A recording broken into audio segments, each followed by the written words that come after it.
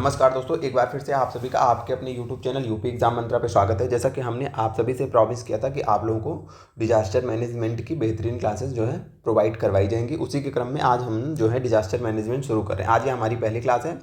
हमारी क्लास की विशेषताएँ क्या होने वाली है, देखिए। डिजास्टर मैनेजमेंट की क्लास को हमने ऐसे डिज़ाइन किया है कि इसमें हम थ्योरी यानी कि कॉन्सेप्ट्स और जो है प्लस एमसीक्यूज़ दोनों साथ में कवर करते चलेंगे। पहले हम बढ़िया से आपको पढ़ाएंगे जो इम्पोर्टेंट उससे जुड़ी हुई चीज़ें हैं, ठीक है, थ्योरी। उसके बाद हम एमसीक्यूज़ कराएंगे क्लास के अंत में। हर क्लास के अंत में एमसीक्यूज़ होंगे, उसको हम सॉल्व करेंगे। कुछ चीज़ें जो आपकी थ्योरी से बची होंगी, जब हम एमसीक्यूज़ करेंगे तो वहाँ पे कवर कर लेंगे। और इस तरीके से लगभग 4 से 5 क्लास में हम आपका डिजास्टर मैनेजमेंट करवा देंगे, ठीक है। अगर आपको लगता है कि नहीं, कंटेंट ज़्यादा हो रहा है, क्लासेस नहीं समझ में आ रही हैं, तो आप अवश्य बताइएगा। वैसे हमारी यही कोशिश है, कंटेंट ज़्यादा नहीं है, ठीक है। हम जितना पढ़ाएंगे, क्योंकि एमसीक्यूज़ भी साथ में करवाते चलेंगे तो थोड़ा सा क्लासेस ज़्यादा हो जाएंगे। अगर एमसीक्यूज़ ना करवाना होता तो 2-3 क्लासेस में हम ख़त्म कर देते। लेकिन हमने सोचा क्योंकि एकदम नया सब्जेक्ट है तो आपको पता चले कि प्रश्न कैसे आएंगे।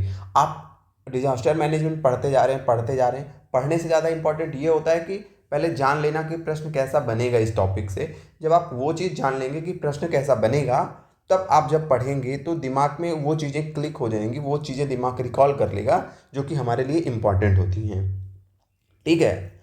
अब आप लोग ये सोच रहे होंगे कि हम ये बात क्यों कर रहे हैं कि कंटेंट जो है बड़ा छोटा। दरअसल हमें ऐसा लगा कि कुछ साथियों को ऐसा लग रहा है कि जो हम इन्वायरमेंट पढ़ाए हैं, लगभग अप्रॉक्सीमेटली बहुत ज़्यादा नहीं है। हमारे हिसाब से 20 घंटा का टोटल पूरे कोर्स को आप जोड़ लोगे सभी क्लासेस की, तो लगभग 20 घंटे में हमने इन्वायरमेंट पढ़ाया है।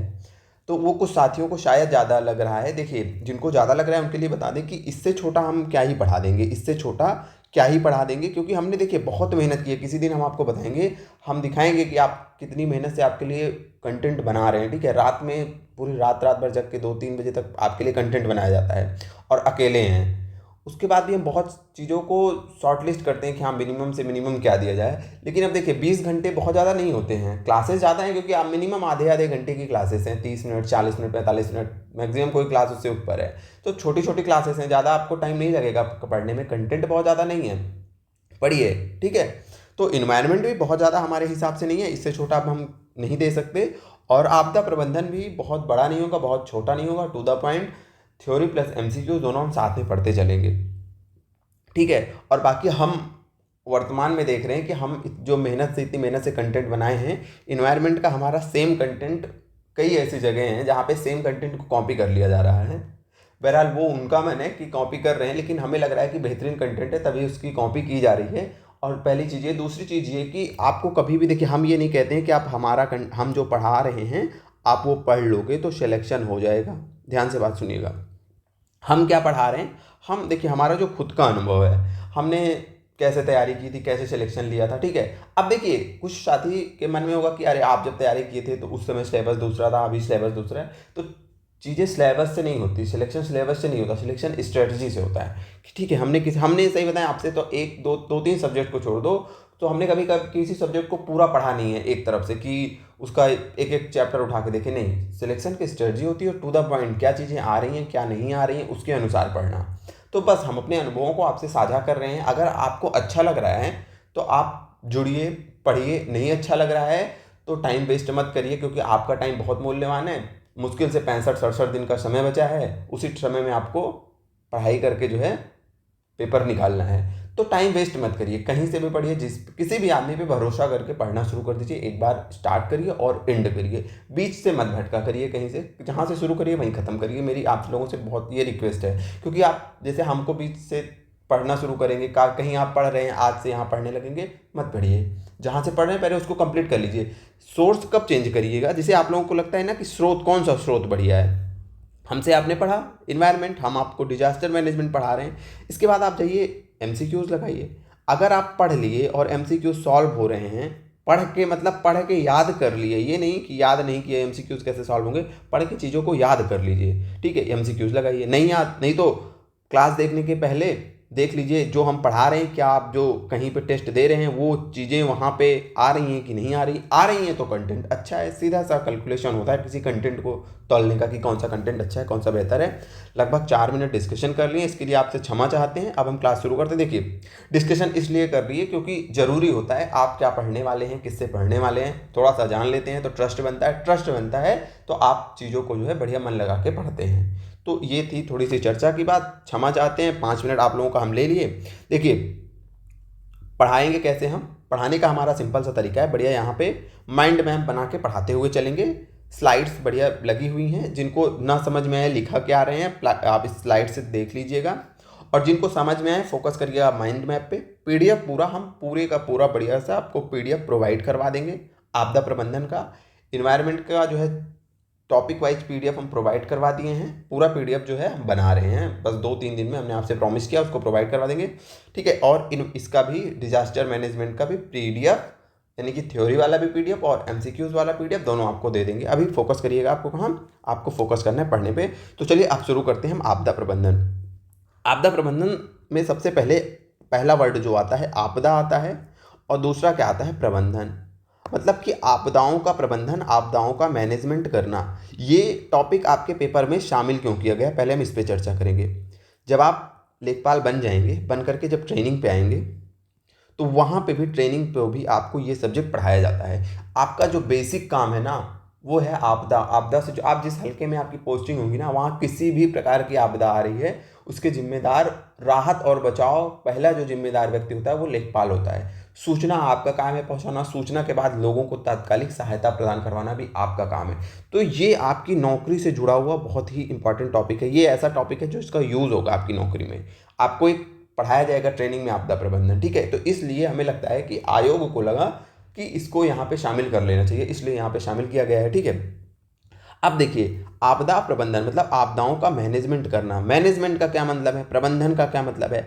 आपदाओं का प्रबंधन 2 तरीके से किया जाता है। पहला तरीका होता है कि आपदा आने से पूर्व, आपदा आने से पूर्व, और दूसरा होता है आपदा के बाद। आपदा के पूर्व क्या किया जाता है, आपदा के पूर्व क्या किया जाता है, आपदा के पूर्व जैसे हमें पता चलता है कि यहाँ पे आपदा आने वाली है। आजकल हमने बहुत ज़्यादा डेवलपमेंट कर ली है, कहीं पे चक्रवात आने वाला है, सुनामी आने वाली है, तो कुछ चीज़ों के हम अनुमान लगा लेते हैं। जैसे बहुत ज़्यादा बारिश होने वाली है तो हम पूर्वानुमान लगा लेते हैं। कई सारी आपदाओं का हम क्या लगा लेते हैं, पूर्वानुमान। तो पूर्वानुमान लगा लेते हैं तो हमें पता चलता है कि अच्छा इस क्षेत्र में आपदा आने वाली है।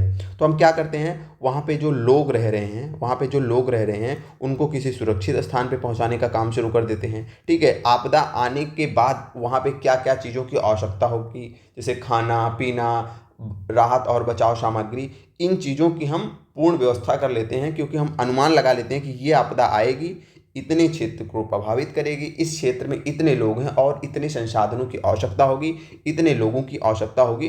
तो आपदा आने के पूर्व जो अगर हम पूर्वानुमान लगा लेते हैं तो इससे क्या होता है, हम आपदा की तीव्रता, आपदा से होने वाला जो लॉस है, यानी कि आपदा से होने वाली जो हानि है उसको हम कम कर सकते हैं, उसको हम क्या कर सकते हैं, कम कर सकते हैं।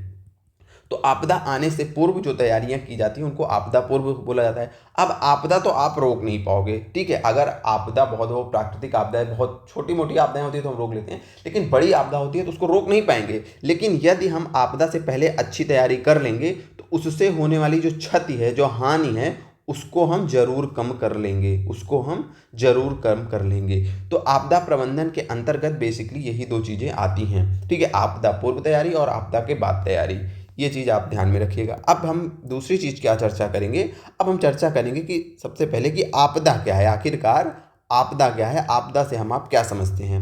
तो देखिए आपदा का जो इंग्लिश में होता है उसको बोला जाता है डिजास्टर। इंग्लिश में आपदा को क्या बोलते हैं, इंग्लिश में आपदा को बोलते हैं डिजास्टर। डिजास्टर ये वर्ड जो आया ना, ये फ्रेंच शब्द से आया है, फ्रेंच शब्द से आया है। फ्रेंच में 2 शब्द होते हैं, एक का मतलब होता है डेस, दूसरे का मतलब होता है आस्ट्रे। तो ये डिजास्ट्रे से आया हुआ ये वर्ड है। तो इसका क्या मतलब होता है, देखिए डिजास्ट्रे का मतलब होता है, देश का मतलब होता है बुरा, और आस्ट्रे का जो वर्ड मीनिंग होती है वो होती है तारा। तारा का मतलब स्टार, जो आप स्टार देखते हैं तारे आसमान में, बुरा का मतलब कोई भी बुरा तारा।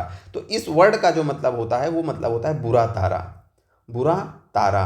बुरा तारे का क्या मतलब है, देखिए जो तारा वगैरह होते हैं ये बेसिकली यहाँ इसका कहने का मतलब है, तारे को देखो नक्षत्र बोला जाता है। तो नक्षत्र का मतलब है कि जो फ्रांस के लोग होते थे, जब वहाँ ऐसी कोई घटना हो जाती थी, बहुत बड़ी कोई ऐसी घटना हो जाती थी जिसकी कि भारी मात्रा में वहाँ मानव जन या फिर धन की बहुत बड़ी मात्रा में लॉस हो जाता था, यानी कि जान और माल की भारी मात्रा में हानि होती थी। ठीक है, लोगों के ऊपर बहुत बड़ी विपत्ति आ जाती थी। ठीक है, तो लोग बोलते थे कि डिजास्टर हो गया है। क्या हो गया है? डिजास्टर हो गया है, कि यह बुरे तारे का प्रभाव है, या बुरे तारे का प्रभाव आ गया है। बुरे तारे का क्या आ गया है? प्रभाव आ गया है।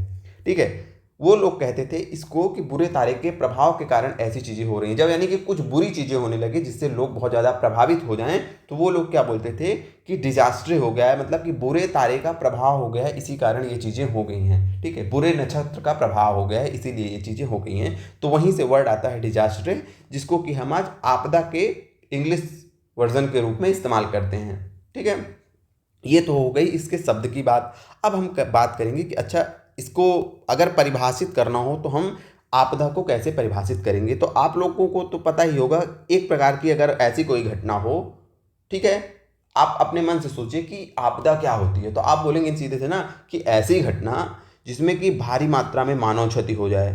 ठीक है, भारी मात्रा में मानव की क्षति हो जाए, या लोगों की भारी मात्रा में आजीविका प्रभावित हो, संपत्ति का नुकसान हो जाए, इंफ्रास्ट्रक्चर का नुकसान हो जाए भारी मात्रा में। ठीक है, जो इससे जो प्रभावित लोग हों उनको भारी संकट और दुख का सामना करना पड़ जाए, भारी संकट और दुख का सामना करना पड़ जाए, तो ऐसी किसी बहुत बड़ी घटना को हम क्या बोलते हैं? आपदा बोलते हैं। ऐसे किसी बहुत बड़ी घटना को क्या हम बोलते हैं? ऐसी किसी बहुत बड़ी घटना को हम बोलते हैं आपदा। और ये जो आपदा होती है आपकी, आपदा जो आपकी है, ये आपदा देखो, या तो मानव के द्वारा होगी, हमारी आपकी कुछ गतिविधियां या हमारी आपकी कुछ गलतियों की वजह से आपदा आ जाएगी, या तो प्रकृति के कारण आपदा आएगी। प्रकृति में ऐसी कुछ घटनाएं हो जाएंगी जिससे ऐसी कोई बहुत बड़ी घटना हो जाएगी। ठीक है, कैसी घटना? ऐसी घटना जिसने कि बहुत ज़्यादा मात्रा में जान और माल के नुकसान हो, एक शब्द में, तो उसे हम बोलेंगे आपदा। और आपदा अगर हम बात करें कि कैसे आएगी, तो दो चीज़ों की वजह से आ सकती है, या तो मानव प्रेरित हो सकती है, यानी कि हमारी और आपकी कुछ गलतियों की वजह से आ सकती है, या फिर प्राकृतिक, यानी कि प्रकृति के कारण आपकी आपदा आ सकती है। तो यदि देखिए, हमने क्या बताया कि यदि मानव प्रेरित आपदा हो सकती है, या तो प्रकृति के द्वारा आ सकती है। किसके द्वारा? प्रकृति के द्वारा। तो जो प्रकृति के द्वारा आपदाएं आती हैं उन्हें प्राकृतिक आपदाएं कहते हैं। उन्हें क्या कहते हैं? उन्हें कहते हैं हम प्राकृतिक आपदाएं। और ऐसी आपदा जो कि डायरेक्टली इनडायरेक्टली हमारी आपकी गतिविधियों की वजह से आती हैं, उन्हें हम कहते हैं मानव निर्मित आपदाएं। क्या कहते हैं? मानव निर्मित आपदाएं। अब इन दोनों की हम विशेषताएं देखेंगे कि हम कैसे ये डिसाइड करेंगे कि कौन सी आपदा जो है मानव निर्मित है और कौन सी आपदा जो है प्राकृतिक है। तो देखिए, मानव निर्मित आपदा का सीधा सा एक मतलब है कि हमारी आपकी, यानी कि मानव की गलती या हमारी आपकी किसी गतिविधि, किसी ऐसी गतिविधि की वजह से आएगी, ऐसी गतिविधि की वजह से आएगी जिससे होने वाले दुष्प्रभाव, यानी कि उससे होने वाले नकारात्मक प्रभावों का आकलन हम पहले से नहीं किए रहते हैं। ठीक है, तो बेसिकली मानव निर्मित आपदा मानव की या तो गलतियों या तो उसकी गतिविधियों की वजह से आएगी। अब आप बोलेंगे कि ये होती क्या है, हमें एक दो एग्जाम्पल बताइए तो हमें समझ में आएगा। ये बताइए, आप सड़क पे जा रहे हैं, एक्सीडेंट हो गया। अब इसमें तो प्रकृति का कोई हाथ नहीं है ना। सड़क पे जो दुर्घटनाएं हो रही हैं उसमें प्रकृति का कोई हाथ नहीं है, बल्कि या तो सड़क पे जो चल रहा है उसने कोई गलती की, या तो फिर जो जिससे एक्सीडेंट हुआ, जिस वाहन से, जिस कार से, जिस मोटरसाइकिल से, उसने कोई गलती की। ठीक है। दूसरा, मान लीजिए कोई वायुयान दुर्घटनाग्रस्त हो जाए, कोई वायुयान दुर्घटनाग्रस्त हो जाए, या फिर आजकल हम देखते हैं रेल कोई है वो दुर्घटनाग्रस्त हो जाए। ठीक है। आतंकवाद जो है, कहीं आतंकवादी आ रहे हैं, वो उनके जो दुर्दम्य कृत्य होते हैं वो बहुत लोगों को प्रभावित करते हैं। तो क्या वो प्रकृति कर रही है? नहीं, वो मानव कर रहा है अपनी लालसाओं के कारण। पता नहीं कैसे लोग होते हैं जो ऐसी ऐसी हरकतें कर लेते हैं। यहाँ तो कुछ ऐसे लोग होते हैं कि उनसे अगर चलते हुए चींटियाँ भी मर जाती हैं तो वो 3 दिन शोक मनाते हैं। और कुछ ऐसे लोग होते हैं जो मनुष्यों को भी चींटियों की भांति नहीं समझते हैं, यानी कि वो मनुष्यों को चींटियों के जैसे मारते हुए चले जाते हैं। तो यही है। और देखिए जैसे औद्योगिक घटनाएं, जैसे कि हमने भोपाल गैस त्रासदी पढ़ी थी ना, औद्योगिक घटनाएं हो गई, ठीक है, जहाँ पे कि हमारे जैसे भोपाल गैस त्रासदी हमने पढ़ी थी, चेरनोबिल हमने पढ़ा था ना, न्यूक्लियर प्लांट वाली घटना, ये सब क्या है, ये सब मानव निर्मित हैं। डायरेक्टली इनडायरेक्टली इसमें हमारे हस्तक्षेप हो रहा है, इसी कारण ये आपदाएं हो रही हैं। अब आप दो क्वेश्चन का आंसर दीजिएगा। पहला आंसर दीजिएगा, हम पढ़ चुके हैं भोपाल गैस त्रासदी कब हुई थी, सन बताना है, सन बताना है, भोपाल गैस त्रासदी कब हुई थी, किस ईयर में। दूसरा क्वेश्चन बताना है कौन सा केमिकल था जो कि वहाँ पे रिस गया था और पूरे बहुत बड़े क्षेत्र में जो है लोगों की जानें गई थी। तो कौन सा केमिकल हुआ था जिसके कारण भोपाल गैस त्रासदी हुई थी, उस रसायन का नाम बताना है और सन बताना है, पहली चीज़। दूसरी चीज़, जो चेरनोबिल न्यूक्लियर पावर प्लांट वाली घटना थी, ये वर्तमान में चेरनोबिल जो न्यूक्लियर पावर प्लांट है, ये किस देश में स्थित है, चेरनोबिल किस देश में स्थित है, ठीक है। ये दो चीज़ें आपको बताना है। तो मानव निर्मित आपदाओं को आप लोग हम समझते हैं कि समझ चुके होंगे। अब आगे हम प्राकृतिक आपदाओं के बारे में समझेंगे। देखिए प्राकृतिक आपदाओं को मानव रोक नहीं सकता है, पहली बात तो ये समझिए, इनको मानव रोक नहीं सकता है। इनको मानव रोक सकता है, इनको मानव, इनके प्रभाव को मानव कम कर सकता है, इनको मानव बहुत हद तक रोक सकता है। क्यों?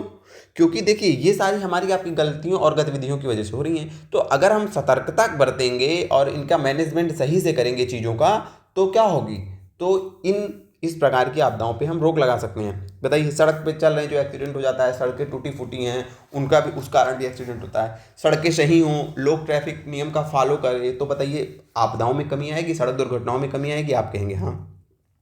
उसी प्रकार जितनी भी प्रकार की मानव निर्मित आपदाएं हैं, अगर उसमें मैनेजमेंट सही से किया जाए, लोग सतर्क रहें, सारी चीज़ों पे ध्यान दिया जाए, जो मानक होते हैं हर चीज़ के, उस पर अगर काम किया जाए, तो मानव निर्मित आपदाओं की संख्या में कमी आ सकती है। लेकिन जो प्राकृतिक आपदाएं होती हैं, इसको मानव रोक नहीं सकता है, इसको मानव रोक नहीं सकता है।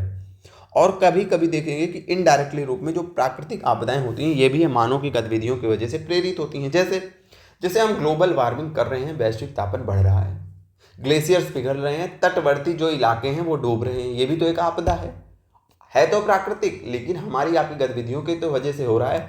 सूखा बाढ़, जो सूखा बाढ़ तो एक तो चलिए ठीक है प्राकृतिक हो गई, लेकिन जो वर्तमान में सूखा और बाढ़ आने की बारंबारताएं बढ़ गई हैं, जहां देखिए वहीं ये तो सूखा आ जा रहा है, बाढ़ आ जा रही है, वो क्यों हो रहा है? ग्लोबल वार्मिंग, जलवायु परिवर्तन, और इनडायरेक्टली रूप में हम भी उसमें, हमारी वजह से ही चीज़ें हो रही हैं, ठीक है। तो वर्तमान में प्राकृतिक आपदाओं की जो बारंबारता बढ़ रही है, उसमें इनडायरेक्टली हमारा ही योगदान है, यानी कि हम सब जो मानव रह रहे हैं धरती पे, उन्हीं का योगदान है जो बारंबारताएं बढ़ रही हैं। हालांकि जो प्राकृतिक आपदाएं होती हैं, इन पे मानव का बहुत ज़्यादा कंट्रोल नहीं होता है, ठीक है, लेकिन इनकी बारंबारताओं को बढ़ाने में हमारा कंट्रोल होता है, ठीक है। और कंट्रोल नहीं होता है, लेकिन इनकी क्षति को हम कम कर सकते हैं। जैसे हमने बोला कि कहीं पे चक्रवात आने वाला है, पूर्वानुमान हमने लगा लिया, सुनामी लगा लिया, तो इनके द्वारा क्या जो क्षति होने वाली है उसको हम कम कर सकते हैं, उसको हम कम कर सकते हैं। इसका उदाहरण है, सबको पता होगा, भूकंप है, सुनामी हो गई आपकी, ज्वालामुखी हो गई, बवंडर हो गया, सूखा हो गया, बाढ़ हो गया, भूस्खलन हो गया, ये सब क्या होती हैं, ये सब होती हैं आपकी प्राकृतिक आपदाओं के अंतर्गत आती हैं। यहाँ तक की क्लास आप लोग समझ गए। यहाँ तक हमने क्या चर्चा किया, आपदा क्या है, आपदा वर्ड कहाँ से आया, और आपदाओं को दो रूपों में बांट के देखा, प्राकृतिक आपदाएं और मानव प्रेरित आपदाएं, यानी कि किसके माध्यम से आपदाएं हो रही हैं। अगर उस आधार पे हम आपदाओं को बांटे, तो हमने आपदाओं को दो रूपों में बांट करके देखा, प्राकृतिक आपदाएं और मानव निर्मित आपदाएं। अब हम आपदा का जो है प्रकार, एक आपदा को एक और रूप में बांटेंगे, तीव्रता के आधार पर। आपदा की तीव्रता के आधार पर आपदा को दो रूपों में बांटा जाता है। पहला रूप होता है तीव्र, या फिर ऐसी आपदाएं जिनकी गति बहुत तीव्र होती है, और दूसरी आपदाएं ऐसी आपदाएं जिनकी गति बहुत मंद होती है। तीव्र और मंद अभी तक आप नहीं समझे होंगे, जैसे उदाहरण देंगे आप समझ जाएंगे। मंद गति, जैसे तीव्र गति का मतलब होता है ऐसी आपदा जो अचानक से आई और अचानक से भारी जान माल को नुकसान पहुंचा गई, ठीक है, भारी जान माल को नुकसान पहुंचा गई। कुछ सेकंड की हो सकती है, कुछ घंटों की हो सकती है, कुछ दिन की हो सकती है, लेकिन इससे जो है अचानक से जो है भारी जान और माल का क्या होता है, नुकसान होता है। जैसे भूकंप, कुछ सेकंड के लिए आता है ना भूकंप, और कितना ज़्यादा नुकसान होता है भूकंप से। सुनामी कुछ क्षण के लिए आती है, ठीक है, बड़ी सी लहरें आई, पूरा तहस नहस कर दी तटवर्ती एरियाज को। तो क्या हुआ, इनकी तीव्रता बहुत ज़्यादा है, ये तीव्र गति से आती हैं, ठीक है। और दूसरी ऐसे आपदाएं होती हैं जो मंद गति से आती हैं, जो मंद गति से आती हैं, इनकी जो है तीव्रता ये धीरे धीरे आएंगी। जैसे सूखा, सूखा आपका अचानक से एक दिन में आएगा नहीं, सूखा धीरे धीरे आता है, कई महीनों में। बारिश नहीं होगी, टेम्परेचर बहुत ज़्यादा हो जाएगा, फिर टेम्परेचर बहुत ज़्यादा हो जाएगा तो जो जलीय स्रोत हैं वो सूख जाएंगे। जब जलीय स्रोत सूख जाएंगे, ठीक है, और उसके बाद क्या होगा, वायुमंडल में भी आर्द्रता नहीं है, नमी नहीं है, बारिश भी नहीं होगी, तो कई महीनों में इसका प्रभाव देखने को मिलता है। जैसे सूखा जैसी जो आपदाएं होती हैं ये अचानक से नहीं आती हैं। और जैसे हम पर्यावरण में असंतुलन कर रहे हैं, वो भी एक प्रकार की आपदा है। तो जो पर्यावरणीय असंतुलन है उससे जो प्रभाव हो रहा है वो हमें तुरंत नहीं नज़र आ रहा है, बल्कि स्लो प्रोसेस चल रहा है, स्लो चल रहा है। बहुत हमें एक लंबे अंतराल बाद ग्लोबल वार्मिंग के रूप में प्रेजेंट हो रहा है, और आपके सूखे के रूप में प्रेजेंट हो रहा है, बाढ़ के रूप में प्रेजेंट हो रहा है, ठीक है। तो ये जो चीज़ें हैं जो उनकी आने की करती यानी कि जिनका प्रभाव बहुत स्लो होता है, धीरे धीरे एक लंबे समय अंतराल में उनका प्रभाव दिखाई देता है, उनके आने की गति बहुत धीमी होती है, उन आपदाओं को मंद आपदाएं बोला जाता है। और जिनके आने की गति बहुत तीव्र होती है उन्हें तीव्र आपदाएं बोला जाता है। जैसे भूकंप और सुनामी का हमने उदाहरण दिया, और सूखे और पर्यावरणीय जो असंतुलन है उसका हमने उदाहरण दिया। अच्छा, अब जनरली अगर हम बात करते हैं तो आपदाओं को कुछ और प्रकार में बांटा जाता है। जैसे जैसे आपदाओं को कुछ और प्रकार में बांटा जाता है, वो क्या है, वो हैं जैसे आपकी, लिख लें तो बताते हैं। आपदाओं को कुछ और प्रकारों में बांटा जाता है, जैसे भूगर्भीय, भूगर्भीय आपदाएं, भूगर्भीय आपदाएं, ठीक है। उसके बाद हो गई आपकी जलवायु संबंधित आपदाएं, इन सबको अभी हम देखेंगे। जलवायु संबंधी आपदाएं, वैसे शब्दों से आपको समझ में आ रहा होगा ना कि हम क्या चर्चा कर रहे हैं। उसके बाद हम देखते हैं पर्यावरणीय आपदाएं, अभी हम सबको बेहतरीन तरीके से देखेंगे। पर्यावरणीय आपदाएं, देखिए हमारी राइटिंग थोड़ा सा कम अच्छी है, तो हो सकता है कि जो लिखते हैं वो चीज़ें कम आपको समझ में आती हों, लेकिन हम आपको पूरी की पूरी पीपीटी दे देते हैं। वो जो हमारा पीपीटी स्लाइड है तो वहाँ से आप लिख लीजिएगा, अभी यहाँ पे समझने की कोशिश करिए। अब देखिए भूगर्भीय आपदाएं क्या हैं। भूगर्भीय, अब इसके शब्द पे जाइए, जहाँ चीज़ें ना समझ में आए ना तुरंत कहाँ चले जाइए करिए, तुरंत उसके शब्दों पे चले जाया करिए। देखिए भूगर्भ, भूगर्भ किन दो वर्डों से मिला है, भू और गर्भ, भू और गर्भ। भू मतलब पृथ्वी या फिर जमीन आपकी, गर्भ मतलब उसके अंदर, गर्भ मतलब उसके अंदर। तो ये जो आपदाएं होती है ना, ये कहीं ना कहीं पृथ्वी के अंदर होने वाली प्रक्रियाओं के कारण होती हैं। पृथ्वी के अंदर जो प्रक्रियाएं चल रही हैं, पृथ्वी के अंदर होने वाली प्रक्रियाओं के कारण ये आपदाएं आती हैं, ये आपदाएं आती हैं। जैसे प्लेट टेक्टोनिक्स, प्लेट टेक्टोनिक्स आप लोग पढ़े हैं। चलिए, प्लेट टेक्टोनिक्स का इतना मतलब होता है कि जो पृथ्वी है ये कई सारी प्लेटों, जो ये पृथ्वी है ना ये ऐसे कई सारी प्लेटों से मिलकर बनी है, कई सारी आपकी ऐसे प्लेटें हैं जिससे मिलकर बनी है, और ये प्लेटें जो हैं वो हिलती रहती हैं, आपस में इनका मूवमेंट होता रहता है। कोई प्लेट इधर से, दो प्लेटें इधर इधर आ रही हैं, कोई प्लेटें एक दूसरे से विपरीत दिशा में जा रही हैं, ऐसे जा रही हैं। तो जब जाती हैं ना तो ये क्या करती हैं, इनकी गति के कारण, इनकी गति के कारण क्या होता है, जैसे आपका ज्वालामुखी हो गया, आपका भूकंप हो गया, तो इन प्लेटों की गति के कारण, इन प्लेटों के हिलने डुलने के कारण क्या होता है, ज्वालामुखी हो गया, भूकंप हो गया। तो इस प्रकार की जो घटनाएं होती हैं वो आपकी प्लेट टेक्टोनिक्स से प्रभावित होती हैं। तो अब प्लेट टेक्टोनिक्स तो ऊपर तो हो नहीं रही है कि हमें आपको दिखाई दे रही है, चाहिए हिल डुल रहा है, ये डायरेक्टली इनडायरेक्टली पृथ्वी के जो अंदर में होने वाली प्रक्रियाएँ हैं उनसे, उनके कारण ये आपदाएँ आती हैं। कुछ और आपदाओं का उदाहरण लें, जैसे सुनामी है, आपका ज्वालामुखी विस्फोट हो गया। तो ये सब चीज़ें जो हैं, इन सब चीज़ों को भूगर्भीय आपदाओं की श्रेणी में रखा जाता है। क्यों रखा जाता है आप समझ गए, क्योंकि ये जो हैं कहीं ना कहीं से पृथ्वी के अंदर जो होने वाली प्रक्रियाएं हैं उनके कारण ये आपदाएं आती हैं।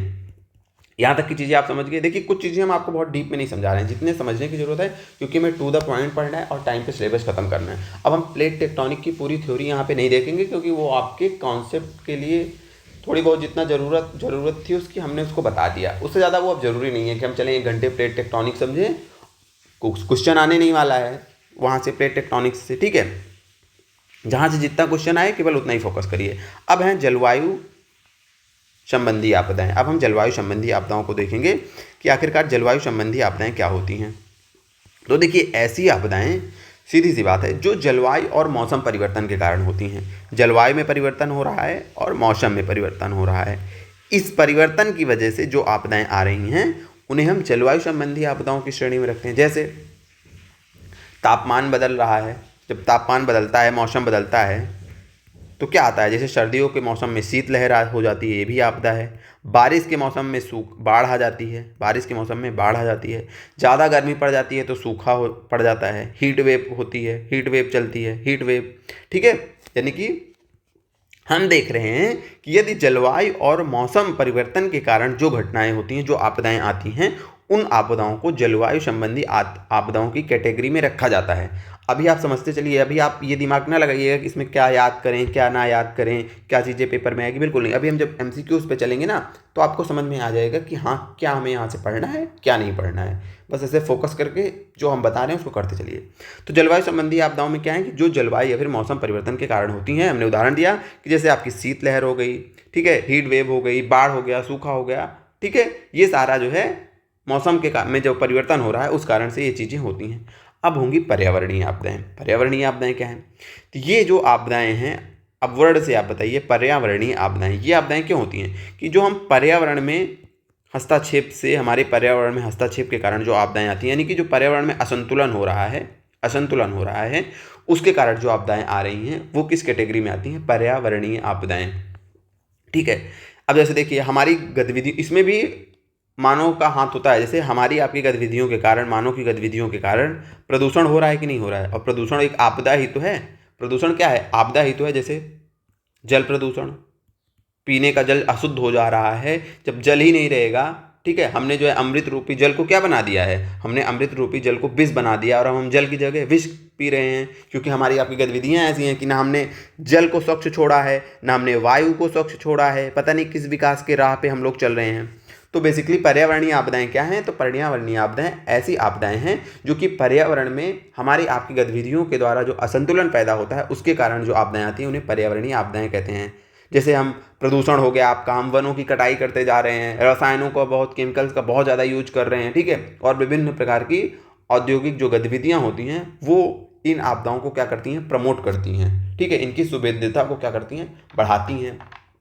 तो अब हम आशा करते हैं यहाँ तक की चीज़ों को आप समझ चुके होंगे। आपके दिमाग में एक कन्फ्यूज़न आ रहा होगा थोड़ा सा कि पर्यावरणीय आपदाएं और जलवायु आपदाओं में थोड़ा सा आप मिक्सअप कर रहे होंगे कि ये क्या है। तो देखिए हम थोड़ा सा बताते हैं ये क्या है।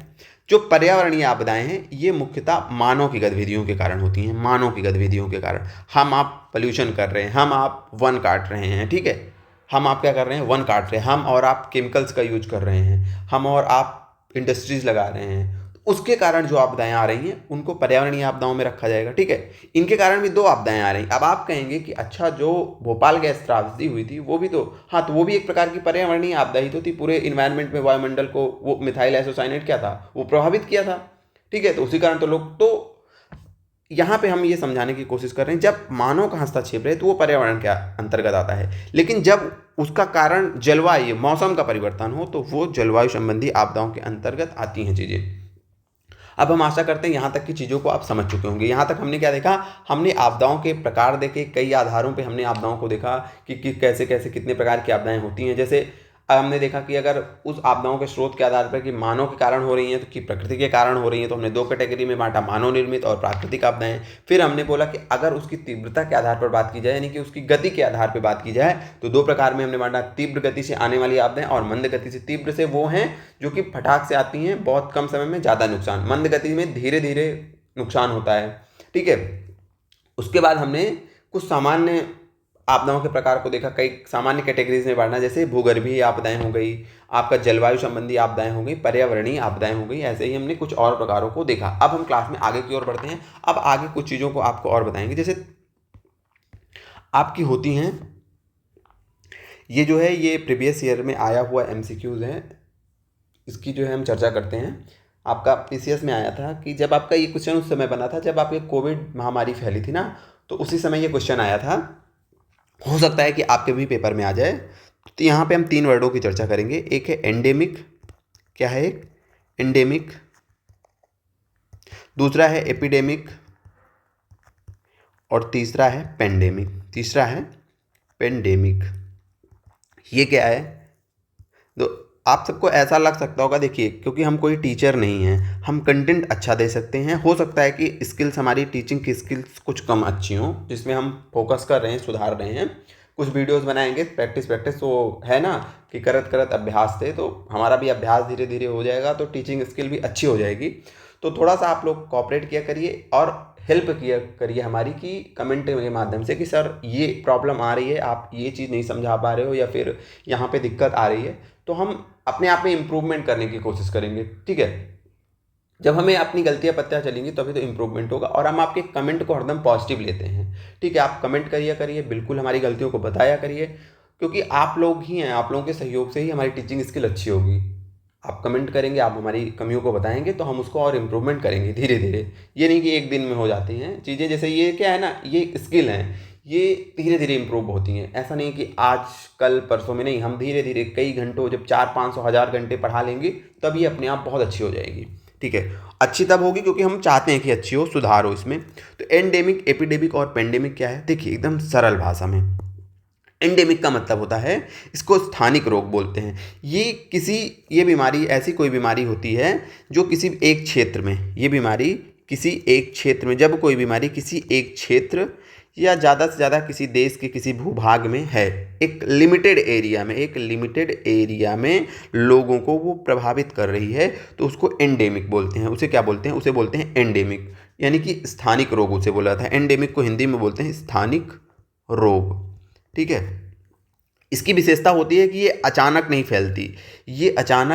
फैलती। एग्जाम्पल कुछ दें आपको, जैसे हम बोलें कि भारत के कुछ हिस्से में, भारत के कुछ क्षेत्र हैं जो मलेरिया से बहुत प्रभावित हैं, या अफ्रीका के कुछ देश हैं वो मलेरिया से बहुत प्रभावित हैं। तो ये क्या है, मलेरिया क्या हो गया, एक प्रकार का स्थानिक या फिर इंडेमिक है, एक प्रकार का स्थानिक रोग है। तो जो स्थानिक रोग होते हैं उन्हें इंडेमिक बोला जाता है। स्थानिक रोग क्या है, जो किसी विशेष स्थान पे हैं, ठीक है, वहाँ पे लोगों को प्रभावित कर रहे हैं। दूसरा वर्ड है एपिडेमिक। एपिडेमिक का मतलब होता है महामारी। एपिडेमिक का मतलब है महामारी। महामारी का मतलब क्या है कि भैया ऐसी बीमारी, ये अचानक से, ध्यान दीजिएगा, फोकस करिएगा वर्ड पे, अचानक से किसी क्षेत्र में, किसी देश में तेजी से फैल जाए, बहुत तेजी से फैल जाए, तो उसको हम बोलते हैं महामारी। क्योंकि अचानक से फैलती है ना, तो हम उसको कंट्रोल नहीं कर पाते हैं। इसमें अंतर क्या है, इसमें बेसिक अंतर यही है, तीव्रता के आधार पर। जो स्थानिक रोग होते हैं वो ऐसे मतलब चलते रहते हैं लंबे टाइम तक, एक लंबे समय में धीरे धीरे वहाँ पे लोगों को प्रभावित कर रहे हैं, उस पर देश कंट्रोल करने की कोशिश कर रहा है, धीरे धीरे कंट्रोल पा लेते हैं। ठीक है, अचानक से ऐसा नहीं है कि 20,000 लोग को मलेरिया हो गया, नहीं, ऐसा नहीं होता। ऐसा हो जाएगा, अगर ऐसा हो ही जाएगा तो वो फिर इस कैटेगरी में आ जाएगा, महामारी की कैटेगरी में। जब उस बीमारी के मरीजों की संख्या अचानक से, यानी कि लोग जो प्रभावित हो रहे हैं, बहुत तेज़ी से, बहुत ज़्यादा लोग प्रभावित होने लगते हैं, बहुत ज़्यादा लोग उस बीमारी की चपेट में आने लगते हैं, तो उसको एपिडेमिक बोला जाता है। लेकिन अगर वो बीमारी किसी क्षेत्र में एक लंबे समय तक हालांकि बनी हुई है, लेकिन ऐसा नहीं है कि अचानक से बहुत ज़्यादा मात्रा में लोग आ रहे हैं, कुछ मरीज हैं जो कि हाँ बने रहते हैं ऐसे रेगुलरली, तो वो एंडेमिक होगा। अचानक से अगर लोगों की संख्या बढ़ जाएगी तो उसको एपिडेमिक की कैटेगरी में रख दिया जाता है। पेंडेमिक क्या है, यदि वही बीमारी, ठीक है, कोई बीमारी, यदि मान लीजिए वही मलेरिया का एग्जांपल लें, अगर वो अब उस देश के साथ जैसे हमने बोला मलेरिया, अगर यहाँ पे आपका इंडिया है, आप प्यारा सा भारत है, इंडिया के किसी भाग में मलेरिया है, लेकिन ऐसा नहीं है कि बहुत तेज़ी से बढ़ रही है वहाँ पे है ही है, तो उसको क्या बोलेंगे, उसको हम बोलेंगे एंडेमिक। लेकिन अगर वही बहुत तेज़ी से रोज़ 10-10, 20-20 हज़ार मरीज आने लगे तो वो क्या हो जाता है, एपिडेमिक हो जाता है। इंडिया में रोज़ 10-10 हज़ार मरीज आने लगे तो वो क्या हो जाता है, वो एपिडेमिक महामारी हो जाता है। लेकिन यदि अब उसी मलेरिया के मरीज भारत हो गया, पाकिस्तान हो गया, बांग्लादेश हो गया, श्रीलंका हो गया, चाइना हो गया, सारे देशों में, मतलब कई सारे देशों में एक साथ, या फिर पूरी दुनिया में एक साथ बहुत भारी मात्रा में मरीज आने लगे, मतलब मरीज चारों तरफ, जैसे कोविड में देखे थे ना, कोविड क्या थी, कोविड एक पेंडेमिक थी, वैश्विक महामारी, इसको क्या बोला जाता है, वैश्विक महामारी। तो पेंडेमिक क्या होती है, वैश्विक महामारी होती है। इसमें क्या होता है कि बीमारी जो होती है वो अंतर्राष्ट्रीय सीमाओं को भूल जाती है और बहुत बड़े भौगोलिक क्षेत्र में बहुत तीव्रता के साथ लोगों को प्रभावित करती है। तो तीनों वर्णों का मतलब आप लोग समझ के, इंडेमिक, एपिडेमिक, पेंडेमिक। क्या होता है, इंडेमिक का मतलब है कि वह बीमारी किसी विशेष क्षेत्र में है, लंबे समय तक बनी रहती है, लेकिन ऐसा नहीं है कि रोज़ 10,000 मरीज आ रहे हैं, ठीक है। लेकिन जब कोई बीमारी किसी देश या किसी क्षेत्र में मरीजों की संख्या में बहुत तेज़ी से बढ़ोतरी होती है, बहुत तेज़ी से बढ़ने लगते हैं, वहाँ अचानक से बहुत ज़्यादा मरीज आने लगें, तो वो एपिडेमिक बन जाती है, यानी कि महामारी बन जाती है। लेकिन जब किसी विशेष क्षेत्र से सीमित ना रहकर बल्कि वह कई देशों में फैल जाए या फिर पूरे विश्व में फैल जाए, तो वो क्या हो जाती है, पेंडेमिक बन जाती है। उस महामारी को पेंडेमिक बोलते हैं, ठीक है। अब हम आपको इन वर्डों, ये देखिए सब वर्ड नए नए लग रहे होंगे आप लोगों को, ठीक है। याद कैसे होगा, याद करने का भी हम एक तरीका ढूंढ के लाए हैं। देखिए इस कलर से तरीका समझाएंगे। पेंडेमिक, पेंडेमिक के बारे में, पी फॉर पेंडेमिक है ना, और पी फॉर होता है प्लानेट, पी फॉर होता है प्लानेट, प्लानेट मतलब होता है कि ग्रह। तो ये क्या कर रहा है, ये पेंडेमिक पूरे ग्रह को, ऐसे समझिए कि पूरे ग्रह को प्रभावित कर देती है, पूरी दुनिया को प्रभावित कर देती है, पूरी दुनिया को। तो ये पी वर्ड याद रखिएगा कि planet, P for pandemic, P for planet. Planet मतलब ये बहुत बड़ी, पूरी दुनिया को, बहुत बड़े स्थान, पूरे कई देशों को, पूरे विश्व को जो प्रभावित करे वो क्या होती है, पेंडेमिक। एपिडेमिक में हमने बोला था कि वर्ड पे फोकस करो, अचानक से बहुत ज़्यादा में, अचानक से बहुत ज़्यादा में मरीज आने लगते हैं। तो ई फॉर, ये देखिए इपीडेमिक है ना, इपीडेमिक। तो इसके लिए एक वर्ड याद करिएगा कि एक्सप्लोजन, एक्सप्लोजन, एक्सप्लोजन, ठीक है। जैसे बम फट जाता है ना, एक्सप्लोजन जानते हैं, कोई चीज़ जब फटती है तो उसको क्या बोला जाता है, उसको बोला जाता है कि उसका एक्सप्लोजन हो गया। तो कोई भी बीमारी फटने का, ऐसे दिमाग में से ऐसे एक तस्वीर बना लीजिए, कोई चीज़ फट रही है, वो क्या फट रही है, वो बीमारी। फटने का मतलब फटाक से बहुत लोग प्रभावित हो जा रहे हैं उससे अचानक से। तो उससे याद रखिएगा कि एक्सप्लोजन, देखिए एक्सप्लोजन से आपका हो गया एपिडेमिक, एक्सप्लोजन से हो गया एपिडेमिक। उसके बाद आपका एंडेमिक बचा, क्या बचा, एंडेमिक। तो एंडेमिक का मतलब है कि भाई वो बीमारी थी, उसके अंदर ज़्यादा क्षमता नहीं थी, उसका एंड हो गया एक ही स्थान पर, एंड हो गया एक ही स्थान पर, एक ही स्थान पर। तो उसे क्या बोला जाता है, एंडेमिक, उसे क्या बोला जाता है, एंडेमिक। अब हमने अपना तरीका बताया याद करने के लिए आप लोगों को, यदि आपका इससे बेहतर कोई तरीका हो तो आप उससे याद करिएगा, ठीक है। ये हो गई यहाँ तक की बात। अब हम बढ़ते हैं क्लास में आगे। बताइए क्लास कैसी लग रही है, समझ में आ रही हैं चीज़ें कि नहीं समझ में आ रही है। नया सब्जेक्ट है, बहुत धीरे धीरे बहुत अच्छे से पढ़ाने की हम आपको कोशिश कर रहे हैं, ठीक है। अब हम आते हैं अपने प्यारे से भारत के ऊपर कि भारत में आपदाओं की क्या स्थिति है, आपदाओं के संबंध में भारत कितना संवेदनशील है। यानी कि भारत में क्या आपदाएं आती हैं कि हम आपदाओं से फ्री हैं, हमारे यहाँ कोई आपदाएं नहीं आती हैं, हमने बहुत अच्छा काम कर लिया है।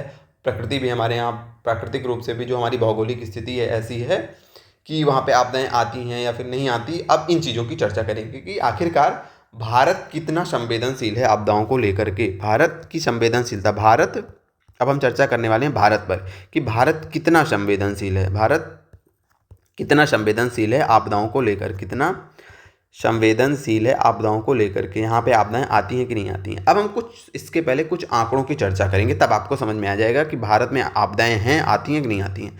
अगर हम दुनिया के टॉप 10 देशों की बात करें जहाँ जो आपदाओं से प्रभावित हैं तो उसमें भारत का नाम आता है। यानी कि भारत विश्व के शीर्ष 10 देशों में शामिल हैं जो कि आपदा से प्रभावित हैं। शीर्ष 10 आपदा प्रभावित देशों में भारत शामिल है, ठीक है। ये बात आपको याद रखनी, सारी चीज़ें पीपीटी में लिखी हुई हैं, ठीक है। यहाँ पे समझते चलिएगा, हम आपको प्रोवाइड करवा देंगे। अभी समझिए, भारत शीर्ष 10 आपदा प्रभावित देशों में शामिल है, ठीक है। भारत में अगर हम बात करें तो जितनी यूटीज़ हैं, जितने स्टेट हैं, सबको मिला दिया जाए तो 27 यूटीज़ और स्टेट, ये हम दोनों की बात कर रहे हैं, ऐसा नहीं कि केवल स्टेट की बात कर रहे हैं 27, नहीं। केंद्र शासित प्रदेश जितने हैं और आपके राज्य जितने हैं, उन टोटल में से जो 27 आपकी यूटीज़ एंड राज्य हैं, स्टेट्स हैं, ये संवेदनशील हैं आपदाओं के प्रति। मतलब यहाँ पे आपदाओं की आने की संभावना लगातार बनी रहती है, ठीक है। और कुछ आंकड़ों की बात करें तो भारत का 61% जो भूभाग है, 61% भूभाग है, ये मध्यम या फिर तीव्रतम भूकंप के प्रति संवेदनशील है, तीव्रतम भूकंप के प्रति संवेदनशील है। पहले ये आंकड़ा 59% था, पहले ये आंकड़ा 59% था, लेकिन लास्ट ईयर जो है, जो आपकी हम कल अपने टेलीग्राम चैनल पे भेजे थे ना आपको, कि पहले भारत में 4 भूकंपीय जोन थे, अब भारत में 5 भूकंपीय जोन हो गए हैं, जो अभी नया अपडेट हुआ है। तो उसमें जो है एक नई कैटेगरी जो है रखी गई है, आपकी 6ठी कैटेगरी, ठीक है। तो इस कैटेगरी में जो सबसे खतरनाक क्षेत्र हैं वो आते हैं। तो अब जो नया मैप बना है, वो पहले तो पुराने में जहाँ पे 4 भागों में बांटा गया था उसके अनुसार जो है 59% आता था क्षेत्र भारत का तीव्र और मध्यम भूकंपों की कैटेगरी में, लेकिन जो अब नया अपडेट हुआ है 2025 में, उसके अनुसार लगभग 61% आता है, ठीक है। तो दोनों चीज़ों में कन्फ्यूज़ मत होइएगा, कहीं कहीं आपको 59 भी देखने को मिल सकता है। तो 61% जो आपका क्षेत्र है भारत का, वो किससे प्रभावित है, तीव्रतम एवं मध्यम भूकंप आने वाले क्षेत्रों में वो है। यहाँ पे मतलब भूकंप आ सकते हैं। और क्या समस्या है भारत में, आपदाओं की क्या स्थिति है। तो जो भारत की 12% ज़मीन है, 12% ज़मीन है, ये क्या है, ये नदियों के द्वारा नदियों के द्वारा या जो बाढ़ आती है उसके द्वारा ये मिट्टी कटाव हो जाती है, यानी कि भूमि क्षरण। भारत की जो है 12% जो है ज़मीन भूमि क्षरण, भूमि के कटाव से प्रभावित है। ये आंकड़ों को याद रखिएगा कि 12% भूमि क्षरण से प्रभावित है, 61% मध्यम और तीव्रतम भूकंप वाले क्षेत्र में स्थित है।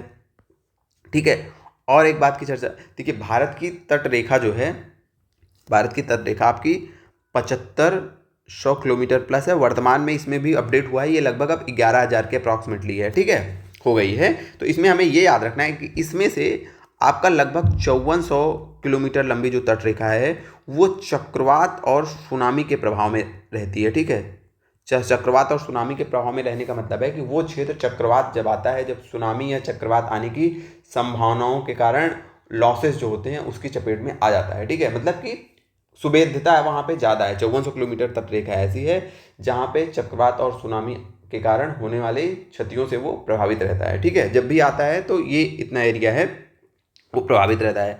उसके बाद इंडिया में 68% जितनी टोटल कृषि योग्य भूमि है, जितनी टोटल कृषि योग्य भूमि है उसमें से 68% भूमि जो है सूखे की चपेट में है।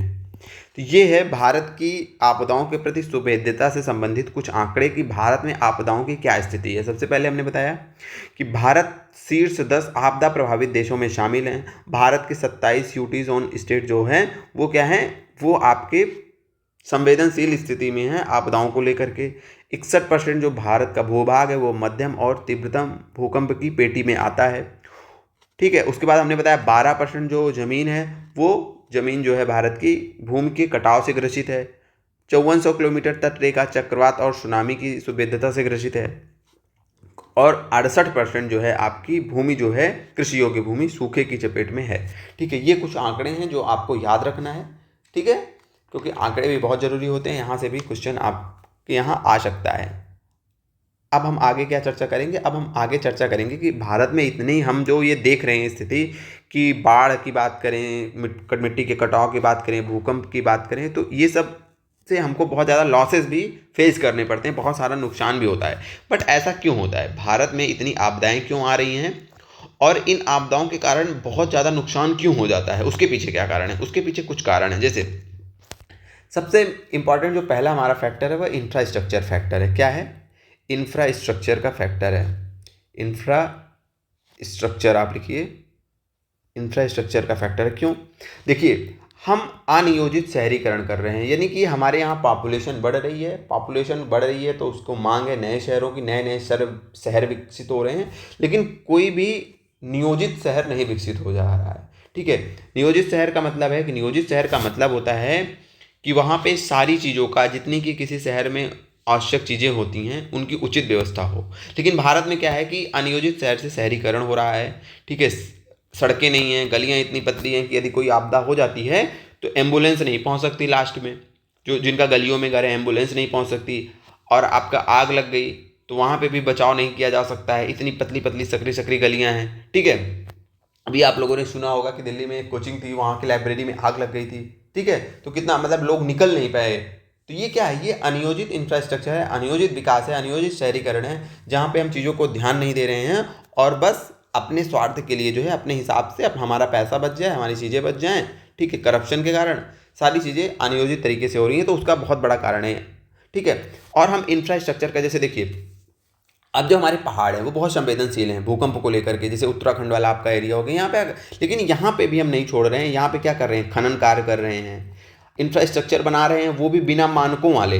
जैसे अब जो भूकंप जोन में जो क्षेत्र स्थित हैं वहाँ पे जो घर बने, जो भी इंफ्रास्ट्रक्चर इमारतें बने, वो क्या हो, वो जो भूकंप कि उस वहाँ पे जितनी भूकंप की तीव्रता है उस तीव्रता पर आने वाले भूकंप को वो इंफ्रास्ट्रक्चर झेल सके ना।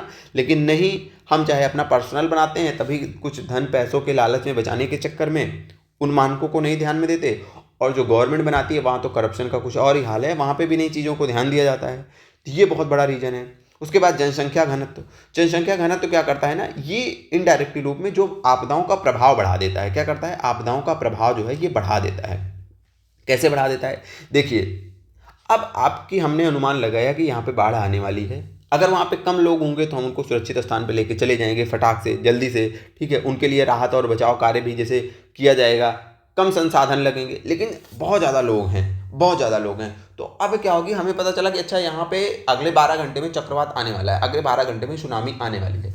हम कहाँ पे ले जाएंगे, बहुत अगर वहाँ पे बहुत ज़्यादा लोग हैं कहाँ पे ले जाएंगे बताइए। ले अगर संभव भी है उनको ले जाना तो टाइम लगेगा ना, नहीं तो लोग वहाँ पे आपदा के पहले ही भगदड़ मच जाएगी। तो ये सारी चीज़ें हमारे सामने रहती है। और आपदा के बाद में भी संसाधन की कमी पड़ जाती है। पता लगे आपदा के बहुत सारे लोग अगर वहाँ पे हैं, वहाँ पे जनसंख्या ज़्यादा है, तो हमारी जो राहत और बचाव सामग्री है वो कम हो जाती है। राहत और बचाव काम करने वाले लोगों की संख्या कम पड़ जाती है, प्रभावित लोग जब बढ़ जाते हैं तो ये चीज़ें होती हैं। और जलवायु परिवर्तन, जलवायु परिवर्तन तो एक मुख्य कारण ही है, वो चाहे हमारा भारत हो चाहे कहीं और हो। बाढ़, सूखा, चक्रवात, ये चीज़ें आ रही हैं। ठीक है, चक्रवात क्यों आ रहा है बताइए। चक्रवातों की बारंबारता भारत में बढ़ गई है। ऐसा क्यों हो गया है? ऐसा इसीलिए हो गया है कि जब भैया ग्लोबल वार्मिंग करोगे तो समुद्र की सतह का टेम्परेचर बढ़ेगा ही ना, और समुद्र की सतह का टेम्परेचर बढ़ेगा तो चक्रवात आएंगे। उदाहरण के लिए आप देखिए कि आज भारत में सबसे ज़्यादा चक्रवात कहाँ से आते हैं, बंगाल की खाड़ी से आते हैं। और बंगाल की खाड़ी में जब वहाँ का औसतन टेम्परेचर जो चक्रवातों के लिए, चक्रवात के निर्माण के लिए जो औसतन टेम्परेचर चाहिए होता है वो लगभग 26.5 डिग्री सेल्सियस प्लस चाहिए होता है, 26.5 डिग्री सेल्सियस के ऊपर चाहिए होता है।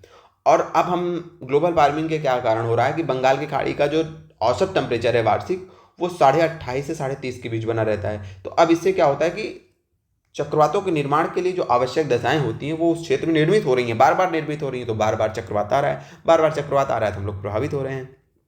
और जलवायु परिवर्तन का कुछ उदाहरण दें। जलवायु परिवर्तन के कारण क्या हो रहा है, ग्लेशियर्स पिघल रहे हैं। ग्लेशियर्स पिघल रहे हैं तो जो तटीय क्षेत्र हैं वहाँ पे जो बस्तियाँ हैं, जब समुद्र का जल स्तर बढ़ रहा है तो ये लोग भी प्रभावित हो रहे हैं। तो जलवायु परिवर्तन तो जो है हमारे देश में, पूरे विश्व में जो है आपदाओं के आने के प्रमुख कारण रूप में है।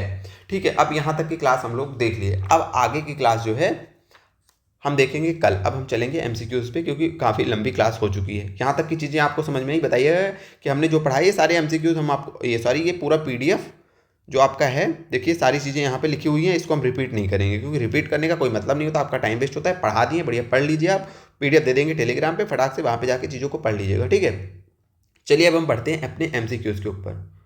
क्लास थोड़ी लंबी हो रही है, उसका रीज़न यही है कि हम बहुत धीरे से समझा रहे हैं। अगर आपको समझ में आ रही हैं चीज़ें तो आप कोई बात नहीं, आप 1.5x पे स्पीड करके आराम से पढ़ाई करिए। ठीक है, अब हम पढ़ेंगे कुछ महत्वपूर्ण क्वेश्चंस को देखेंगे। क्वेश्चन हमने इसलिए शामिल किया, सब्जेक्ट नया है, हमें पता है कि आपको प्रश्न नहीं देखने को मिल रहे हैं कि कैसे प्रश्न इससे आएंगे। तो अब प्रश्न हमने यहाँ पे इसलिए शामिल किया है ताकि आप आसानी से जब पढ़ाई करें तो समझें कि उसमें याद क्या करना है। देखिए पहला हमारा जो क्वेश्चन है, एक सेकेंड, पहला हमारा क्वेश्चन क्या है। पहला हमारा क्वेश्चन है कि सुनामी किस प्रकार की प्राकृतिक आपदा है। यहाँ थोड़ा स्पीड में चलेंगे हम। ठीक है, सुनामी किस प्रकार की प्राकृतिक आपदा है आप लोग बताइएगा। तो वायुमंडलीय आपदा है कि भौमिक आपदा है कि जलीय, बताइए। वायुमंडल के कारण में होने वाली घटनाओं के कारण आती है कि जमीन पर यानी कि भौमिक भूमि पर होने वाली घटनाओं के कारण आती है कि जल में आती है कि जैविक में। तो एकदम सिंपल है कि भैया सुनामी क्या है, सुनामी एक जलीय आपदा है। ठीक है, किस प्रकार की आपदा है, तो जलीय आपदा। इसका राइट आंसर क्या होगा, जलीय आपदा। सुनामी के बारे में थोड़ा सा हम लोग कुछ देख लेंगे क्योंकि हमने बताया था कि जब हम एमसीक्यूज करेंगे तो चीज़ों को देखते चलेंगे। सुनामी क्या है, तो सुनामी कुछ नहीं है। सुनामी समुद्र में जो है एक विशाल और शक्तिशाली विनाश लहरों का समूह है। सुनामी क्या है, समुद्र में, थोड़ा सा इसकी साइज छोटी कर लें पेन की। समुद्र में क्या है, समुद्र में जो है विशाल, विनाशकारी और शक्तिशाली लहरों का क्या है, समूह है। शक्तिशाली लहरों का क्या है, समूह है। इसकी उत्पत्ति कैसे होती है, तो सुनामी की इसको आप लोग लिखते चलिएगा। ठीक है, हम यहाँ शॉर्ट में लिख रहे हैं क्योंकि ये चीज़ आपको पीपीटी में नहीं देखने को मिलेगी, ये एमसीक्यूज है। तो आप लोग लिखते चलिएगा, हम यहाँ शॉर्ट में लिख दे रहे हैं, बोल रहे हैं पूरी चीज़ें। तो समुद्र में आने वाली विशाल, विनाशकारी, शक्तिशाली लहरों का समूह क्या है, हो गया आपकी सुनामी हो गई। क्यों आती है सुनामी, तो देखिए जब समुद्र की सतह पर कोई भूकंप आ जाएगा, समुद्र की सतह में कोई ज्वालामुखी का विस्फोट हो जाएगा। लहरें कैसे बनेंगी, अंदर भूकंप आ गया, पूरा समुद्र हिल गया तो बड़ी बड़ी लहरें बन गई। बड़ी बड़ी जो लहरें बन रही वही क्या है, सुनामी है। अंदर ज्वालामुखी विस्फोट हुआ समुद्र की सतह में। या फिर बहुत भारी मात्रा में, जैसे कोई समुद्र है बड़ा सा, ठीक है, यहाँ पे कोई बहुत बड़ा सा ऐसे चट्टान है, वो बहुत भारी मात्रा में, इतनी बड़ी मात्रा में टूट करके इसके अंदर गिर गई, बड़ी मात्रा में भूस्खलन हो गया, तभी बहुत बड़ी बड़ी लहरें निर्मित हो जाती हैं। या फिर अंतरिक्ष से कोई बहुत बड़ा उल्का पिंड आकर के यहाँ समुद्र में गिर गया, तो जो पानी है, जैसे आप बैठिएगा टब में पानी रखिएगा और उसमें एक ईंट फेंकिएगा, देखिएगा कैसे पानी ऊपर उठता है। तो जब पूरा उल्का पिंड या बहुत बड़ी बड़ी चट्टानें समुद्र में गिरेंगे तो वैसे ही लहरों का निर्माण हो जाता है। तो ये चीज़ें हैं कि सुनामी क्या है, हमने बता दिया कि समुद्र में विशाल एवं शक्तिशाली विनाशकारी लहरों का समूह है। क्यों होता है, तो हमने बताया भूकंप का रीजन हो सकता है, ज्वालामुखी भी हो सकती है, ज्वालामुखी विस्फोट भी हो सकता है। ठीक है, समुद्र में जो है भारी मात्रा में मिट्टी एवं चट्टान का भूस्खलन भी हो सकता है, या फिर अंतरिक्ष से कोई बहुत बड़ा उल्का पिंड भी गिर जाए तब भी सुनामी आती है। अब एक सुनामी के बारे में याद रखना है कि भारत में 26 दिसंबर 2024 को हिंद महासागर में एक बहुत बड़ी सुनामी आई थी, ठीक है। और इसका रीज़न जो था वो इंडोनेशिया के पास में समुद्र में भूकंप आया था, उसी कारण यह सुनामी आई थी। तो ये याद रखना है, इससे पूरा भारत जो है प्रभावित हुआ था, भारत और आसपास के कई सारे देश प्रभावित हुए थे, ठीक है। तो ये चीज़ें बस इतना ही, इस एमसीक्यू में इतनी चीज़ें हमने बताई, इतना आप ध्यान दीजिएगा। अगला क्वेश्चन है, अब देखिए क्वेश्चन कैसे आएगा, ऐसे ही आएगा जो हमने बताया ना आपको कि बहुत सारी आपदाओं के प्रकार बताए, ये आपदा है, ये वो आपदा है, ठीक है। शायद जैविक आपदा के बारे में हमने नहीं चर्चा की थी, एक छोटी सी बात यहाँ पे और बता देते हैं। जैविक आपदा क्या है, जैविक आपदा ये क्या होती है? सीधी सी बात है, जैविक आपदा ऐसी आपदा है, ऐसी आपदा, लिखने में टाइम वेस्ट होता है तो आप लोग खुद ही लिख लिया करिए, हम शॉर्ट में लिख देते हैं। एमसीक्यूज पीपीटी हमारा पूरा सही से बना है, उसमें कोई दिक्कत नहीं। जितनी हमारी एमसीक्यूज में जो चीज़ें एक्स्ट्रा पढ़ा रहे हैं वो आप थोड़ा सा नोट कर लीजिएगा। ऐसी आपदा जो कि जीवित जीवों, अब आप कहेंगे जीवित जीव क्या होते हैं? जीवित जीव जैसे आपके बैक्टीरिया हो गए, वायरस हो गए, फंगस हो गए, परजीवी हो गए। अब इन जीवों के कारण कोई आपकी आपदा आ रही है, इनके कारण कोई बहुत बड़ी बीमारी आ जा रही है, तो उसको क्या बोलेंगे? उसको जैविक आपदा बोलेंगे, ठीक है। ये याद रखिएगा। अब आप लोग बोलेंगे कि सर वायरस कब से जीवित हो गया, तो वायरस के बारे में आपको पता ही होगा कि वायरस ना तो जीवित है और ना इसको मृत बोला जाता है, मतलब ना तो सजीव बोला जाता है ना तो निर्जीव बोला जाता है। वायरस को सजीव और निर्जीव के बीच की कड़ी बोला जाता है, सजीव और निर्जीव के बीच की क्या बोला जाता है? कड़ी बोला जाता है। ये याद रखिएगा आप पॉइंट। अब क्योंकि वायरस भी, बैक्टीरिया भी, ये फंगस, परजीवी रखा है, इनको जैविक आपदाओं की श्रेणी में जाता है, अगर इनके कारण कोई बहुत बड़ी आपदा आ रही है तो जीवों के कारण आने वाली आपदाएं, ठीक है। अगला क्वेश्चन है हमारा, पाला लू और शीतलहर किस प्रकार की आपदा है? पाला लू और शीतलहर किस प्रकार की आपदा है बताइए। पाला को आदमी, हम आप पाला लू और शीतलहर ला लेंगे? है कोई प्रभावशाली आदमी जिसके कारण पाला पड़ने लगे, या फिर कोई जीव है जिसके कारण पाला लू और शीतलहर चलने लगे? तो आप बोलेंगे नहीं। तो इसका आंसर क्या होगा? इसका आंसर होगा कि यह एक प्राकृतिक आपदा है। अगले क्वेश्चन पे हम चलते हैं। अगला क्वेश्चन है कि सन 2004 की सुनामी अभी हमने बताया, वो भारत के निम्न तटों में से कौन सर्वाधिक दुष्प्रभावित हुआ था? मतलब ये जो भारत के तट हैं इसमें से कौन सा तट था जो सबसे ज़्यादा दुष्प्रभावित हुआ था 2004 में आने वाली आपदाओं के कारण? तो सबसे पहले आपको इसका जो राइट आंसर होगा वो तो होगा आपका कोरोमंडल तट। कौन सा तट? कोरोमंडल तट। अब आपको आज ये काम ये करना है, आपको जाना है अपने नोट्स से जो भारत के तट हैं उनको रिवीजन कर लेना है, ठीक है। कि कोंकण तट कौन सा है, हम थोड़ा सा आपको ऐसे अभी उसको पढ़ाने लगेंगे तो बहुत ज़्यादा टाइम हो जाएगा, हम थोड़ा सा दे रहे हैं। कच्छ काठियावाड़ तट कहाँ से कहाँ तक है, कोंकण कहाँ है, कन्नड़ कहाँ है, मालाबार कहाँ है, कोरोमंडल कहाँ है, उत्तरी सरकार कहाँ है, उत्कल। इसको फटाक से आज आपका काम है, होमवर्क है, इसको रिवीजन कर लीजिएगा। अगला क्वेश्चन हमारा, निम्न में से किस राज्य में सर्दी के महीनों में बाढ़ आती है? सर्दी के महीनों में किस महीने में बाढ़ आती है बताइए। तो वो आपका कौन सा राज्य है जहाँ पे सर्दी में बारिश होती है, और वो आपका स्टेट कौन सा है? तमिलनाडु। आप लोग पढ़े होंगे, ये क्वेश्चन बहुत जगह आता है। तो ये दोनों, इससे दो क्वेश्चन है कि वह कौन सा स्टेट है जहाँ पे सर्दियों में बारिश होती है, तमिलनाडु, और जहाँ बारिश होगी वहीं पर बाढ़ भी आएगी, तो वो आपका तमिलनाडु है। ये बात आपको याद रखनी है इस क्वेश्चन से, ठीक है। दोनों क्वेश्चन अगले क्वेश्चन में देखते हैं। अगला क्वेश्चन है कि राष्ट्रीय आपदा प्रबंधन योजना कब जारी की गई? तो इसका राइट आंसर जो होगा, इसका राइट आंसर होगा 1 जून 2016। 1 जून 2016, ये क्वेश्चन भी आपको ध्यान में रखना है, ठीक है। अगला क्वेश्चन है, भूकंप किसे कहते हैं? तो भूकंप देखिए, भूकंप के हम एक क्लास बना देंगे अलग से, ये ज्योग्राफी का टॉपिक है, ये क्लास हम बना देंगे आप लोगों के लिए, इंपॉर्टेंट टॉपिक है। तो भूकंप का ऐसे शाब्दिक कर देखिए, भूकंप, भूमि का कांपना। कौन सा ऑप्शन है? भूमि का कांपना ऑप्शन है, सिंपल चीजें। तो इसी प्रकार के क्वेश्चन आपको पेपर में देखने को मिलेंगे, ठीक है, इसी प्रकार के।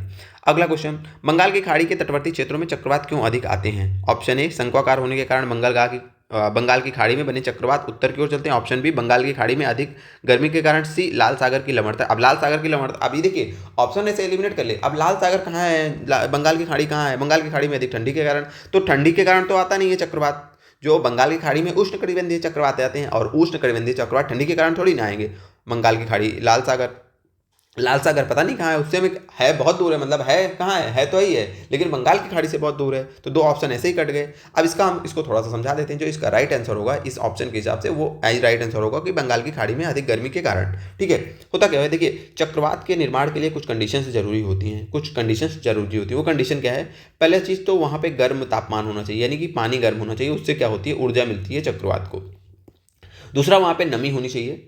तीसरा होती है कि वहाँ पे अनुकूल हवाएं होनी चाहिए, ये कुछ कंडीशंस होती हैं। और जो बंगाल की खाड़ी है वहाँ तीनों कंडीशंस की पूर्ति होती है। बंगाल की खाड़ी का एवरेज जो तापमान होता है वो 28 से 30 डिग्री सेल्सियस साल का वो बना रहता है, ठीक है। नमी वहाँ पे होती ही है, और जो मानसूनी हवाएं हैं इसके कारण अनुकूलित हवाएं भी वहाँ पे हो जाती हैं, और इन्हीं रीजन्स की वजह से आपके बंगाल की खाड़ी में क्या होते हैं, चक्रवात जो है अधिक आते हैं, और उससे तटवर्ती क्षेत्र जो है प्रभावित होते हैं। और हमने बताया कि भारत की जो कुल तटरेखा है उसमें से जो 5400 किलोमीटर की तटरेखा है वो चक्रवात और सुनामी से प्रभावित होने वाली क्षेत्र में आती है, 5400 किलोमीटर। ठीक है, अगला क्वेश्चन आपका क्या है, राष्ट्रीय बाढ़ आयोग की स्थापना कब हुई? तो राष्ट्रीय बाढ़ आयोग की स्थापना आपकी होती है 1976 में। कब होती है? 1976 में।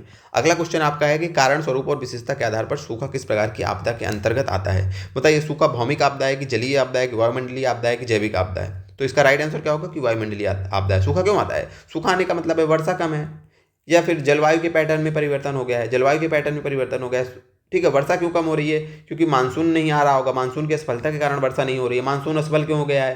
क्योंकि आपने ताप ज़्यादा हो गया होगा, वाष्पीकरण ज़्यादा हो गया होगा, जल स्रोत सूख गए होंगे। ठीक है, तो ये सब तो बेसिकली आपसे अगर पूछा जाए कि सूखा किस कैटेगरी में आता है, तो वायुमंडलीय आपदा की कैटेगरी में आता है। अगला क्वेश्चन है कि भारत में सुनामी लहर चेतावनी प्रणाली केंद्र किस स्थान पर है? सुनामी लहर चेतावनी प्रणाली केंद्र, ठीक है, ये कहाँ पे है? ये है आपके हैदराबाद में। ये क्वेश्चन भी याद रखिएगा आप लोग कि सुनामी लहर चेतावनी प्रणाली केंद्र कहाँ पे है? हैदराबाद में। अभी काफ़ी कुछ चीज़ें आपको पढ़नी बाकी हैं। ठीक है, ये एमसीक्यूज हम लाए थे तो आपको पढ़ा दे रहे हैं। इसमें काफ़ी कुछ चीज़ों की जो इंपॉर्टेंट चीज़ें हैं उनको विस्तृत चर्चा हम आने वाली क्लासेस में करेंगे। अगला क्वेश्चन है, राष्ट्रीय भूकंप विज्ञान आंकड़ा केंद्र कहाँ है? तो इसका राइट आंसर क्या होगा? इसका राइट आंसर होगा नई दिल्ली। क्वेश्चन एमसीक्यूज यहाँ पे दिखाने का ये मतलब है, आप लोग देख लीजिएगा, पढ़ाई करते समय इसी टाइप के क्वेश्चन आपको तैयार करने हैं। ठीक है, देश के पहले आपदा प्रबंधन प्रशिक्षण संस्थान की स्थापना कहाँ की गई? इसका राइट आंसर है लातूर। और कब की गई आपसे पूछा जाए तो 2008 में। कब की गई? 2008 में। ये क्वेश्चन भी आपको याद रखना है। ठीक है, सारे क्वेश्चन आपको याद रखना है। क्वेश्चन इसके अलावा भी जब आप, ये क्वेश्चन इसीलिए है कि जब आप पढ़ाई करिए तो दिमाग में जाना चाहिए कि अच्छा आपदा प्रबंधन हमें कैसे पढ़ना है, कौन से टॉपिक्स को क्या क्या याद करना है। ठीक है, अगला क्वेश्चन फिर 2004 की सुनामी से, उसमें आ रहा है कि सबसे ज़्यादा दुष्प्रभावित कौन हुआ था इनमें से? नागपट्टिनम, जोधपुर, प्रयागराज, कोलकाता। अब आई कहाँ थी सुनामी? जब आप वो जान जाएंगे, ये बताइए सुनामी आई कहाँ थी? भारत के, हमने बताया कि कोरोमंडल तट पे आई थी। कहाँ पे आई थी? भारत के कोरोमंडल जो तट था वो ज़्यादा प्रभावित हुआ है। तो जोधपुर कहाँ है? जोधपुर ऐसे ही कट जाएगा। जोधपुर राजस्थान कहाँ है? प्रयागराज कहाँ है? प्रयागराज में कैसे आ जाएगा चक्रवात? अरे सॉरी, प्रयागराज में कैसे सुनामी आ जाएगी? प्रयागराज में कौन सा समुद्र है? कोलकाता। ठीक है, तो अब इसी में अब आपको कोरोमंडल अगर तट याद रहेगा तो सीधे से इसका आंसर मार देंगे नागपट्टिनम। ठीक है, उसी आंसर से, उसी जो ऊपर था ये। अब जैसे होता नहीं, हम बोलते हैं कि पीवाई क्यूज पढ़ो, तो जब आप पीवाई क्यूज पढ़ते हो कभी वो क्वेश्चन अगर आपने सॉल्व किया हो तो ये क्वेश्चन पीवाई क्यूज है, बस उसका पैटर्न थोड़ा सा बदल दिया है। अगला अब देखिए, अब यहाँ से 13 प्रश्न तक आज देख लेते हैं। क्लास लंबी हो गई है, कल की क्लास में आगे का प्रश्न देखेंगे। अब बताइएगा कि ये हमारा एनवायरनमेंट पढ़ाने का तरीका आपको कैसा लगा। हमने आपको माइंड मैप बना के चीज़ों को पढ़ा दिया, ठीक है, ताकि आपका टाइम ना वेस्ट हो। और इसके बाद सारी चीज़ें हम आपको प्रोवाइड करवा देंगे, जो पीपीटी है वो हम प्रोवाइड करवा देंगे, उसको आप पढ़ लीजिएगा अच्छे से। ये हो गई। उसके बाद हमने आपको एमसीक्यू की प्रैक्टिस करवा दी, एमसीक्यूज दिखा दिया कैसे एमसीक्यूज आएंगे। तो एमसीक्यूज प्लस थ्योरी की ये क्लास आप लोगों को कैसी लग रही है? बढ़िया लग रही हो तो कमेंट करिएगा। जो भी प्रॉब्लम हो, जो भी इंप्रूवमेंट करना हो वो बताइएगा। और आप लोगों का बहुत प्यार आ रहा है, बहुत सपोर्ट आ रहा है, उसके लिए बहुत बहुत धन्यवाद। लेकिन यार अब वही बातें हैं ना कि अब हम अकेले हैं तो कितना ही कर सकते हैं, जॉब भी है साथ में, वो भी मैनेज करना है, वहाँ पे भी जाना, पूरा दिन तो वहीं पे निकल जाता है। 10-11 बजे निकलते हैं, 5 बजे 6 बजे आ रहे हैं, फिर आने के बाद आपका कंटेंट रात भर बनाते हैं बैठ के, पीपीटी बनाना ही। किसी दिन हम आपको दिखाएंगे कितनी मेहनत से आपका कंटेंट बनाया जा रहा है। ठीक है, बाकी कुछ इंप्रूवमेंट की जरूरत हो तो आप लोग जरूर बताइएगा। टाइम कम है, और पहले से अगर हमने ये इनिशिएटिव शुरू किया होता तो आपको सारे सब्जेक्ट पढ़ा देते, लेकिन सारे सब्जेक्ट नहीं पढ़ा पाएंगे, क्योंकि जो पॉसिबल नहीं है, जो चीज़ें प्रैक्टिकल नहीं है। ऐसा तो है नहीं कि हमें कोई कूड़ा कर दे देना है, आपको भूसा दे देना है, किताब उठाना है वहीं से किसी भी कूड़े के जैसे पढ़ा देना है। नहीं, जो पढ़ाएंगे, जितनी चीज़ें आपको देंगे, बहुत वैल्यूएबल कंटेंट देंगे, मेहनत करके देंगे। और सारी चीज़ें पढ़ा भी नहीं सकते, तो आपको बता रहे हैं, रास्ता बता रहे हैं कैसे पढ़ना है, क्या पढ़ना है। जो हम पढ़ सकते हैं वो हम पढ़ा रहे हैं, जो मेरा एक्सपीरियंस है वो चीज़ें हम आपको बता रहे हैं। तो आपको यदि लग रही हो बातें, अच्छी चीज़ें लग रही हो कि हाँ जेन्युइन चीज़ें हैं, आप मेरे ऊपर आंखें बंद करके, किसी के ऊपर आंखें बंद करके ट्रस्ट मत करिए, उसका कंटेंट देखिए, ये देखिए कि क्या उसकी बातें आपको सही लग रही हैं। यदि सही लग रही हो तभी आप मानिए, ऐसा नहीं कि आप हमसे प्रभावित हो जा रहे हैं, किसी से प्रभावित हो जा रहे हैं। ठीक है, सबसे मत प्रभावित हुआ करिए, पहली चीज़ बता दे रहे हैं। सबसे प्रभावित होंगे ना, हमारा वीडियो देख के आएंगे, जाएंगे अरे मजा आ गया पढ़ने में, दूसरे का वीडियो देखेंगे, फिर दिन भर एक ही टॉपिक पढ़ेंगे, एक ही वीडियो देखेंगे, मोटिवेशन लेंगे, पढ़ाई होगी नहीं। तो कहीं पे भी, जहाँ पे भी आप पढ़ रहे हैं, मेहनत करके पढ़ाई करते चलिए। देखिए यार, सीधी सी बात बता रहे हैं, सिलेक्शन का एक ही तरीका होता है, जो मैंने खुद फेस किया है। एक ही तरीके से सिलेक्शन होता है, पढ़ते रहो, कहीं से पढ़ो, कुछ भी पढ़ो, पढ़ते रहो, बस टाइम मत वेस्ट करो। सिलेक्शन आपका पता है किससे नहीं होगा? टाइम वेस्ट से। मोबाइल चलाने में टाइम वेस्ट से सिलेक्शन नहीं होगा। कहीं से भी पढ़ोगे, मन लगा के पढ़ोगे, प्रैक्टिस करोगे, दिमाग में चीज़ों को याद रखोगे, सिलेक्शन होगा। एक ही रामबाण है सिलेक्शन का, और हमारा उद्देश्य है कि आपका सिलेक्शन हो। ठीक है, कहीं से भी पढ़ो, कुछ भी का मतलब ये नहीं कि कुछ भी पढ़ लो, बैठ के कहानी पढ़ रहे हो 4 घंटे। तो मतलब एग्जाम रिलेवेंट चीज़ें कहीं से पढ़ो, जहाँ से आपको लग रहा है कि आपके, अब आप ये कैसे जानोगे कि ये चीज़ें एग्जाम रिलेवेंट है? तो यदि आप वो कंटेंट पढ़ने के बाद भाई एमसीक्यूज प्रीवियस ईयर सॉल्व हो रहे हैं तो एग्जाम ओरिएंटेड हैं, वो रिलेवेंट चीज़ें हैं तो उन्हीं को आपको पढ़ना है। नहीं सॉल्व हो रहा है तो छोड़ दो, स्किप कर दो, दूसरी चीज़ें पढ़ो। लेकिन ऐसा नहीं कि रोज़ ही अब आप स्किप कर रहे हो, रोज़ नया नया कंटेंट ढूंढो, तो मत ढूंढो, बढ़िया से पढ़ो। मेरा जितना सपोर्ट हो सकेगा, जितने सब्जेक्ट हो सकेंगे हम पढ़ा देंगे जितने तरीके से, ठीक है, क्योंकि क्वालिटी कंटेंट देना है तो सब नहीं पढ़ा पाएंगे, ठीक है, अकेले हैं तो कंटेंट भी बनाना रहता है, सारी चीज़ें हैं तो सब नहीं दे पाएंगे। हाँ, आपको दिशा देते रहेंगे कि हर सब्जेक्ट हम एक बहुत बेहतरीन चीज़ आप लोगों के लिए तैयार किए हैं, थोड़ा सा उस पर मेहनत कर रहे हैं। पूरा पता है लगभग 5000 प्रश्नों का एक जो आपका यूपी ट्रिपल एस सी के द्वारा पिछले कुछ सालों में जो जितने भी पेपर हुए हैं, लगभग 5000 पेपर का संकलन करके उसके माध्यम से हम ये देख रहे हैं कि इतिहास के कौन कौन से टॉपिक इंपॉर्टेंट हैं, भूगोल के कौन कौन से टॉपिक इंपॉर्टेंट हैं, आपके इकोनॉमिक्स के कौन कौन से टॉपिक इंपॉर्टेंट हैं, पॉलिटी के कौन कौन से टॉपिक्स इंपॉर्टेंट है, उसकी एक लिस्ट बना रहे हैं, जहाँ से कि मतलब हम हर सब्जेक्ट से 3 से 4 टॉपिक आपको देंगे कि वहाँ से ही आपको 2-3 जो 5 नंबर वाला सेक्शन है वहाँ से आप देखेंगे कि वहाँ से 2-3 क्वेश्चन आएंगे। पूरी हिस्ट्री पढ़े अच्छी बात है, लेकिन जो एग्जाम के टाइम में होता है ना कि क्या रिवीजन करें, क्या मोस्ट इंपॉर्टेंट टॉपिक है, तो उसको हम बहुत अच्छे से बना रहे हैं। थोड़ा सा टाइम लगेगा, आज कल में हम उसको बढ़िया बना के आपको दे देंगे, ठीक है। बहुत बहुत धन्यवाद आज की क्लास देखने के लिए। आज की क्लास को हमने पढ़ाने की बहुत कोशिश अच्छे से की है और थोड़ा सा डिस्कशन भी बहुत ज़्यादा हुआ है, उसके लिए क्षमा चाहते हैं। तो 1.5 पे करके देख लीजिएगा चीज़ों को।